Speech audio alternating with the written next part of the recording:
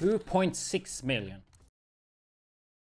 Widdz here, and in today's video, I'm gonna make a build I actually never made when it comes to the Division 2. And it is one of the most legendary guns in the game. And as you can see, it's the legendary Bighorn gun. I'll be going through 3 different builds when it comes to the Bighorn. The build itself offers a lot of damage and a lot of survivability. But before we get started, I just quickly want to let you guys know that I am live right now while actually recording the video, doing a Twitch subathon with Twitch drops at twitch.tv/widdz. If we start off and take a look at the actual gun. So firstly, how do you get the Bighorn? You get it from legendary missions, or you can play Summit on Legendary. So Legendary difficulty is the only way to get it. When you got the gun though, you want to make sure you roll the attribute to damage the target out of cover. You can see it have higher headshot damage in comparison to normal ARs. And the reasoning being is because of the weapon mods. You can see it comes with a 40 headshot damage scope, which doesn't force you to scope in. You can actually ADS it. But when you scope in, you do get this scope right here, and it turns into a rifle. We are not gonna be using the rifle feature though, but just to let you guys know. So pretty good mods when it comes to the gun. Does lack crit, of course, because it's mainly about headshot damage and just beaming headshots, which is something I've been missing to do quite a bit. Obviously, you can do that with crit builds, but having one that's focused around headshots, it's pretty fun. So the talent itself, we have the rifle mode, which I just showed you guys. But if you look at the talent, you get 6% headshot damage per headshot, right? Which stacks up to 25 times. So when it's fully stacked at 25, you will be getting 150 headshot damage. And then you also get the 40% from the scope, meaning that you get 190 headshot damage when this is fully stacked, which is just insane. When you hit 25 stacks though, they will start to decay. So 10 stacks will decay every 4 seconds until all stacks have been removed. But as long as you keep hitting headshots, you will keep the stacks, right? And delay the decay.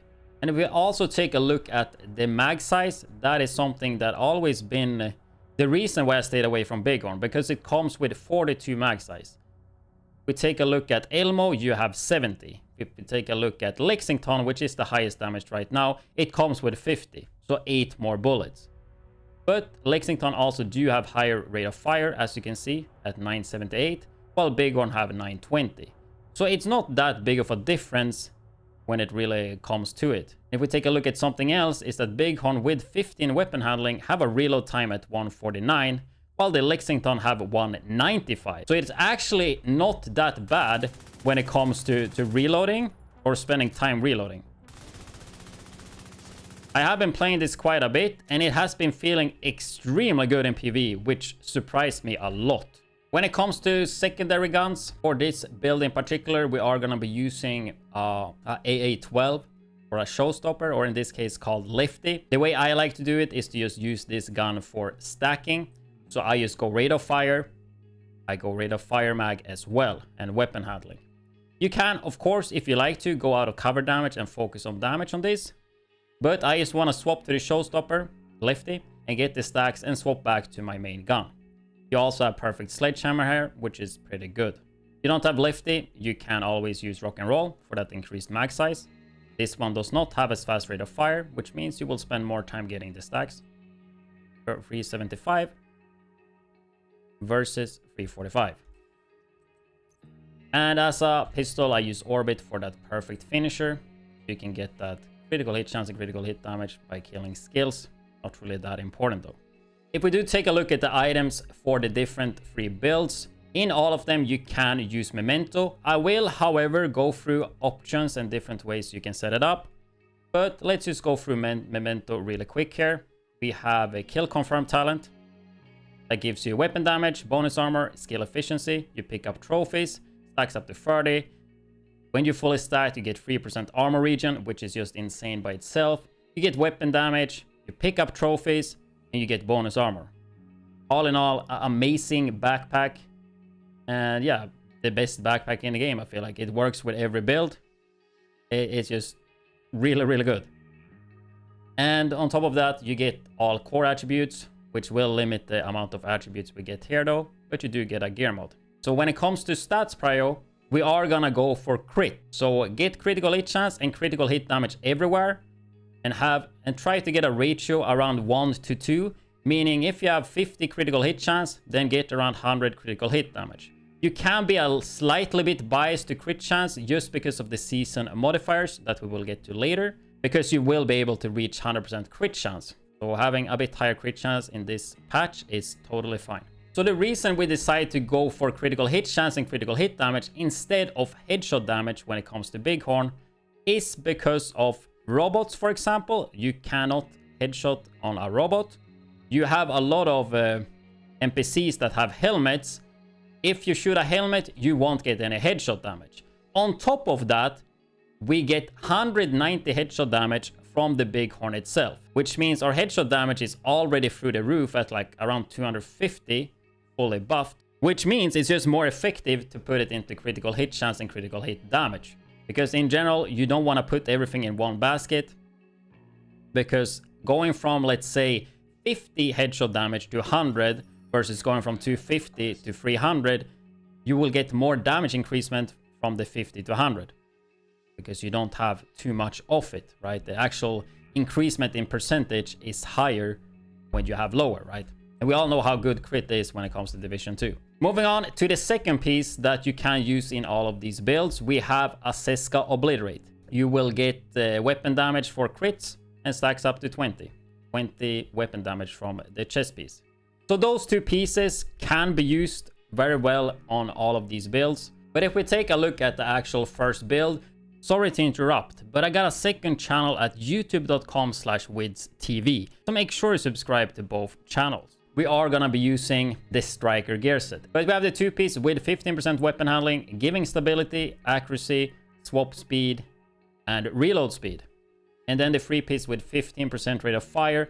And then the four-piece itself, giving you stacks, and the stacks giving you damage. And literally just a DPS player's dream. So finally, we do have four-piece striker with Memento and Seska with Obliterate, giving us that crit chance. When it comes to the stats priority, you can play this one with 6 red, but in this particular case, I would recommend to go 5 to 6 blues. It's pretty hard to get a Seska with blue, but if you have that, I would just go 6 blues. And the big reason being is because of the seasonal modifiers. You have the best kind of defense that gives you 2.5 headshot damage for every 100,000 total armor you have. If you play 5 to 6 blues, you will get 40 to 50 headshot damage for free when you are at least tier 3 in both firearms and stab, which is pretty easy to achieve. In terms of other modifiers, I use extra padding and then also load it up for the additional crit damage. Quickly covering the link. If you have a lot of blues, you go assault link. If you have a lot of reds, you go security link. And in terms, when it comes to skills, nothing new there. We're gonna run it with Revive Hive. And then also with the shield. And if you run it like this, the shield is gonna be quite tanky because we're gonna have it at skill tier 6. In terms of specialization, I prefer to run Gunner. I think it's the best one when it comes to PvE.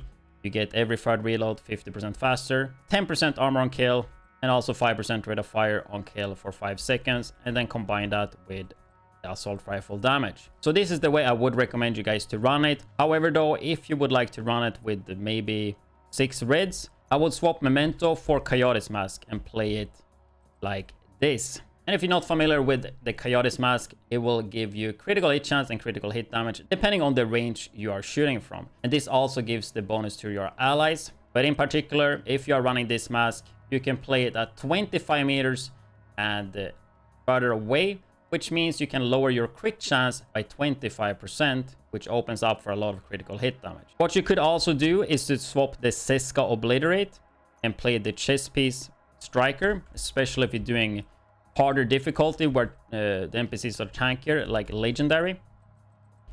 And then just equip Seska knee pads, or if you have, you can choose Turmoil. And this would work great as well.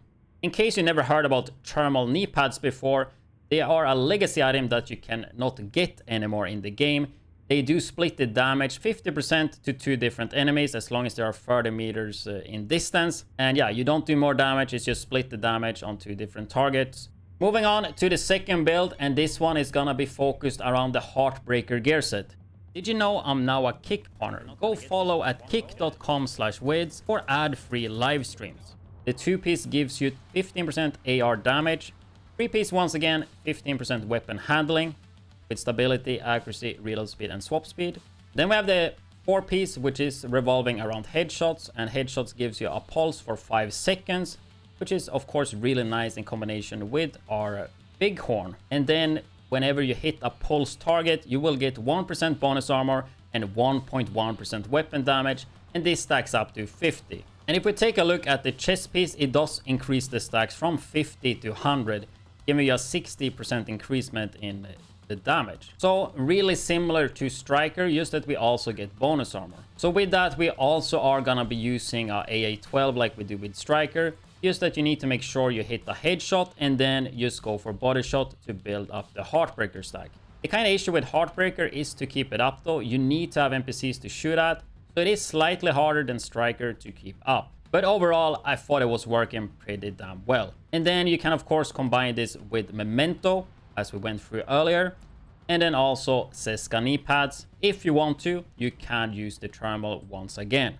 In case for both builds, I guess, if you don't have Memento, you could swap it out for a Palisade, which comes with armor on kill, and then you can use the talent Bloodsucker. And that will be a budget Memento backpack for you. Since we are getting more attributes that Memento doesn't have, right? So we get more crit and more crit damage, and then you get armor on kill, and then the bonus armor from Bloodsucker itself. There is also a named version that comes with Bellstone, and Bellstone gives you 1% armor regen as a 1-piece bonus, and that one will give you 12% bonus armor instead of 10, so 20% more at max stacks. So that one is also an option if you want to have more armor regen. But just as with a Striker build, we can swap this one around as well. But you could also run the Heartbreaker backpack for the extra bonus armor from the talent, putting it at 2% instead of 1. And that would open it up to use Coyote's Mask. So you could run it like this for more crit. Or you can just run the Palisade and take away the Seska, right? There's quite a lot of options when it comes to these two builds. But other than that, everything is the same as to the first build when it comes to stats prior and crit, and then just use the shield, right? Like nothing really changes except the gear set really. And lastly, we have an honorable mention to Hunter's Fury set, which I did make a video covering like a week ago, that it works with basically every weapon type. And in this case, it works slightly better than using other ARs, I would say, because this one is headshot focused, which means we get a bit more benefits of being closer, making the headshots easier to hit. So we get the armor on kill and health on kill from the 3-piece, and then the 4-piece will give us CC, amp damage as long as we are within 15 meters. And once again, you can run it the same way as we did prior with the other builds, Memento and Seska Obliterate Chest. Or you could swap it around, probably what I would recommend. So you could run, for example, the Coyote's Mask once again. And I would probably like do Coyotes and then with 6 blues just for the season modifiers. And then you can either run a Hunter's Fury backpack and keep the Seska Obliterate. Or you can either run like a Palisade Bloodsucker, which would be kind of overkill for armor on kill. But you could do that if you want to. Or ideally the name Bellstone with perfect Bloodsucker that would give you armor regen. And I mean, if you have the perfect one, you will get even tankier, right? Because you don't put everything into armor on kill and get that nice regen. Which means you would have to run the Hunter's Fury chest piece, which obviously is not ideal, but it's actually not as bad. It's actually not completely useless. Depending on what you are running, the 10 to 30 seconds will give you higher DPS because you will have like 100% uptime on the actual amp damage. But I hope you guys enjoyed this video. And if you are interested in more Division 2 videos like this, then make sure you hit the subscribe button. I'm currently live at twitch.tv/widdz with drops, doing a subathon, so basically live 24/7. 99% of the time when I'm awake, I'm at the PC, so feel free to come and get the drops and say hi, and I will see you guys in the next YouTube video.